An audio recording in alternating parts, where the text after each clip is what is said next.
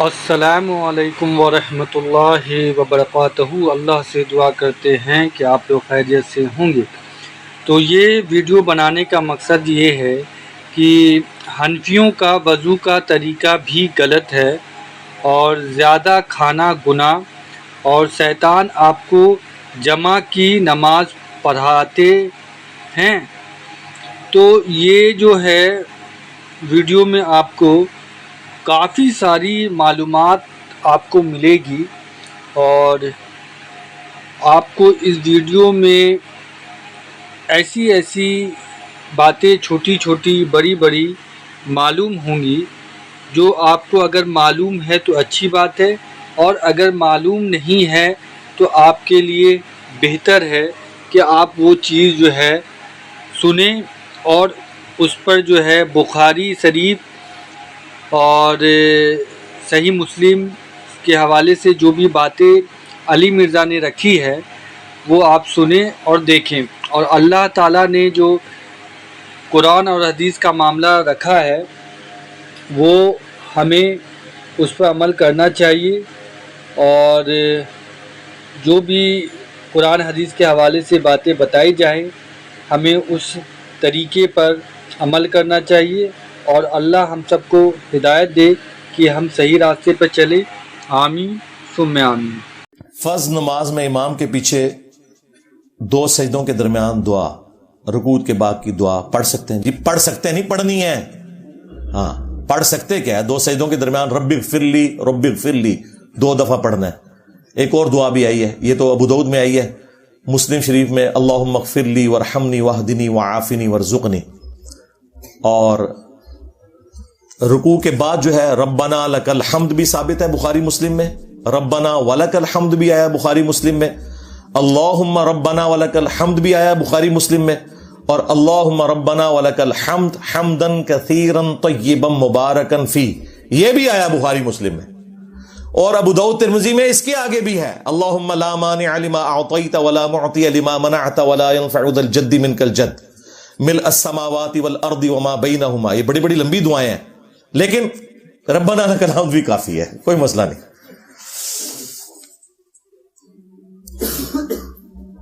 اللہم اجرنی من النار فرض کے بعد 7 مرتبہ پڑھیں، یا سنت نوافل ادا کرنے کے بعد نہیں، فرض کے بعد پڑھنا ہے، کیونکہ ابو داؤد میں حدیث ہے، نبی علیہ السلام نے فرمایا تھا کہ جو فرض نماز کے فوراً بعد پڑھے گا، فجر کے بعد اور مغرب کے بعد، اس دن مر گیا یا اس رات کو مر گیا تو جہنم سے آزادی پائے گا۔ البتہ اگر آپ سنتوں کے بعد بھی پڑھ لیتے ہیں کوئی مسئلہ نہیں، پڑھ سکتے ہیں آپ، لیکن ڈیلے نہ کریں زیادہ۔ اگر امام وضو صحیح نہ کر رہا ہو تو اس کے پیچھے نماز ہو جائے گی۔ آپ اماموں کے وضو بھی چیک کرتے ہیں، آپ غسل بھی چیک کریں۔ مجھے بتائیں، وضو تو آپ چیک کر لیں گے، وضو تو شاہی کوئی نہیں، اصل چیز تو غسل ہے۔ وضو کے بغیر تو آپ مسجد میں جا سکتے ہیں، غسل کے بغیر تو آپ مسجد میں بھی نہیں جا سکتے، ٹھیک ہے؟ تو اگر آپ کو لگ رہا ہے یہ غلط ہے تو آپ اس کی اصلاح کریں، ہو سکتا ہے آپ کے نزدیک غلط ہو، وہ ٹھیک ہی کر رہا ہو۔ ویسے میں آپ کو بتاؤں، حنفیوں نے جو وضو بتایا نا، اس کے تحت تو صحابہ کرام کا وضو ہے ہی نہیں تھا جو یہ وضو آپ کو بتاتے ہیں۔ انہوں نے جو وضو میں دھونے کی ڈیفینیشن کی ہوئی ہے اور جو کپڑے پاک کرنے کا طریقہ انہوں نے بتایا ہوا ہے، اس کے تحت تو کسی کپڑے پاک ہو ہی نہیں سکتے، جو اتنا مشکل انہوں نے طریقہ بتایا ہوا ہے۔ نبی علیہ السلام سے ازائے وضو کے لیے 1 دفعہ پانی لینا بھی ثابت ہے بخاری مسلم میں، 2 دفعہ بھی، 3 دفعہ بھی، 4تھی دفعہ نہیں۔ تو حنفیوں نے جو داڑھی کو بھگونے کی شرط رکھی ہے، وہ 1 بالٹی تو داڑھی کے اوپر لگتی ہے، اور نبی علیہ السلام 1 دفعہ پانی لے کے یوں دیٹس آل، چہرہ دھل گیا۔ میں نے تو باقاعدہ پوری ویڈیو ریکارڈ کرائی ہے کہ نبی علیہ السلام آدھا لیٹر پانی، آدھا لیٹر اس سے وضو کر لیتے تھے، 5 سے 6 لیٹر سے غسل کر لیتے تھے۔ 5 سے 6 لیٹر کا کیا مطلب ہے؟ 1.5 لیٹر کی آپ 4 بوتلیں کر لیں۔ ہم میں سے کتنے لوگ ہیں جو 1.5 لیٹر کی 4 بوتلوں کے ساتھ پانی ہو تو غسل کر لیں؟ انہوں نے جو آپ کو غسل اور وضو کے طریقے بتایا ہوا ہے نا، وہ نہیں ٹھیک ہے، کوئی جگہ خشک نہیں رہنی چاہیے، لیکن جو انہوں نے ڈیفینیشن کی ہوئی ہے نا دھونے کی، وہ اس طرح کی ڈیفینیشن نہیں ہے، ذہن میں رکھیے گا۔ تو وضو اس کا امام کا ٹھیک ہی ہوگا, آپ کو لگ رہا ہوگا وہ غلط کر رہا ہے, ہاں. اور اگر واقعی غلط ہے تو اس کی اصلاح کریں. کیا اسلام میں میوزک حرام ہے؟ میوزک سے بچیں جی, مسلمان کا کیا کام ہے ناچ گانا کرنا.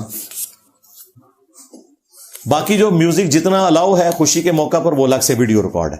کچھ لوگ بیرون ملک کئی سالوں تک رہتے ہیں, کتنا عرصہ تک بیوی سے علیحدہ, بالکل غلط ہے جی. قرآن کی روح سے تو 4 مہینے سے زیادہ آپ الگ نہیں رہ سکتے. ہاں اگر بیوی اجازت دیتی ہے وہ پھر اجازت والا معاملہ ہے, لیکن یہ اتنے سال تک رہنا یہ غلط ہے جی. کیا زیادہ کھانا شریعت کے خلاف ہے؟ پسندیدہ نہیں ہے جی. جامعہ ترمذی میں حدیث ہے کہ بدترین برتن جو انسان بھرتا ہے وہ پیٹ ہے.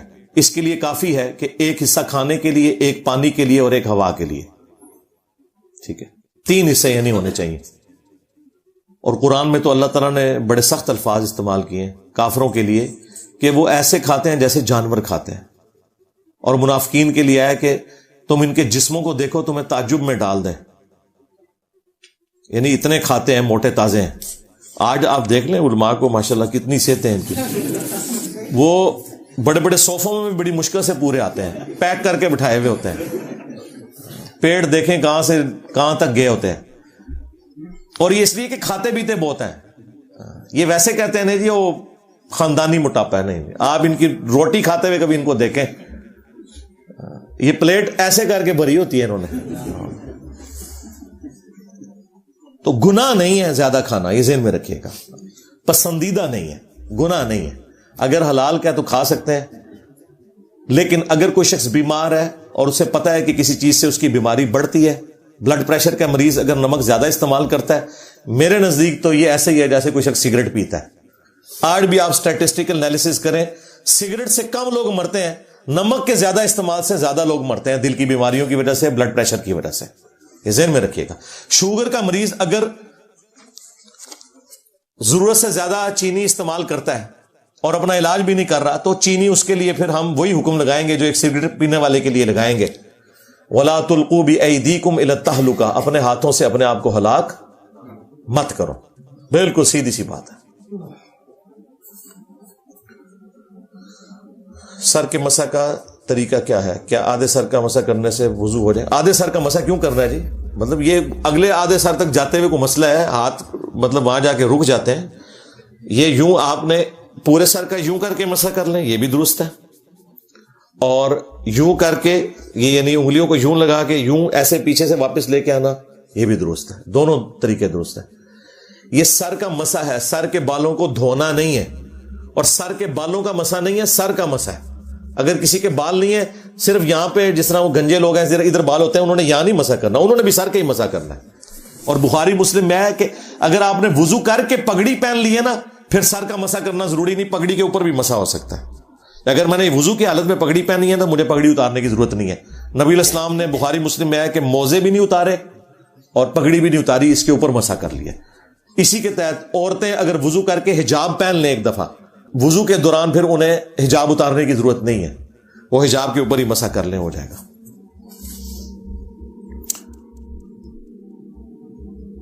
امام جمعہ کا خطبہ تیز پڑھائے جس کی وجہ سے الفاظ سیدانہ ہو تو جمعہ ہو جائے گا؟ جی جمعہ ہو جائے گا. جمعہ میں ایک حصہ ہے نا, یہ اصل چیز تو اس کی وہ نماز والا معاملہ ہے. کیا شیطان بھی انسانی شکل میں آ کر ہمیں مل سکتا ہے؟ آپ کو نمازیں پڑھاتے ہیں جمعے کے خطبوں میں؟ نہیں تو آپ پوچھ لیں. مطلب میری بات پہ آپ لوگ ہنس رہے ہیں, آپ بریلویوں سے پوچھیں, یہ جو دیوبندی علماء ممبروں پہ چڑھے ہوئے ہیں اور وہ کہتے ہیں کہ نبی الاسلام کے لیے علم الغیب ثابت نہیں ہے, حاضر و ناظر نہیں, کہیں گے شیطان نے. اور دیوبندیوں سے پوچھیں, وہ کہیں گے ہم نے تو المحنت میں پہلے لکھا ہے کہ احمد بریلوی اور ان کی پوری جماعت ایک شیطانی لشکر ہے جو ہم پہ حملہ ہو گیا. ہم تو 1906 میں لکھ گئے ہیں. ٹھیک ہے, تو من الجنتی والناس, جنوں میں بھی ہے انسانوں میں بھی ہے. انسان شیطان کے ہتھے چڑھ سکتا ہے, وہ شیطان کا ایجنٹ ہے دنیا میں. باقی جو جن ہے انسانی شکل میں آنا یہ پاسبل ہے. ٹھیک ہے, لیکن اس کا کوئی فارمولہ یا میں کوئی آپ کو طریقہ بتاؤں تو وہ نہیں ہے. جانوروں کی شکل میں بھی آ سکتے ہیں,